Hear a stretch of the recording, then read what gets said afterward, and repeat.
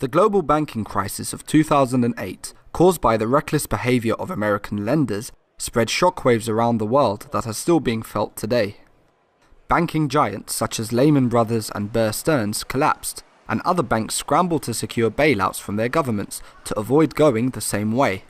In Ireland, the downturn in the property market caused the Anglo Irish Bank to approach government regulators and the central bank. Only now, recordings of conversations between bank executives John Bowe and Peter Fitzgerald have come out, angering the Irish people. The recordings reveal their strategy of underplaying exactly how much money was needed, so as to draw the government into supporting them again and again. What's shocking about this case is that bank executives were able to just pluck a figure out of thin air without government regulators asking to see any accounts. Such was the level of hubris at the time. Yeah, and that number is 7, but the reality is that actually we need more than that.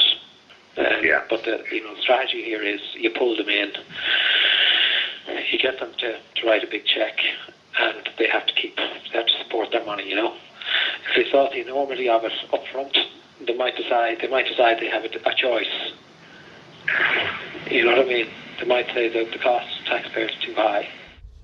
Economists are outraged at the revelations. They knew the actual figure of the bank requiring was between 20 and 30 billion euros. They decided to ask for a figure pulled out of the air, which was 7 billion euros, because the government would be prepared to pay that, and then once it had paid up 7 billion, to preserve its 7 billion, it would have to lend the next 20 billion. Incredibly, they proceed to laugh about the fact that the money won't ever be repaid. This is 7 billion bridging.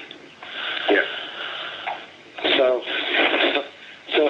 it's bridged off we can pay you back, which is never. Yeah.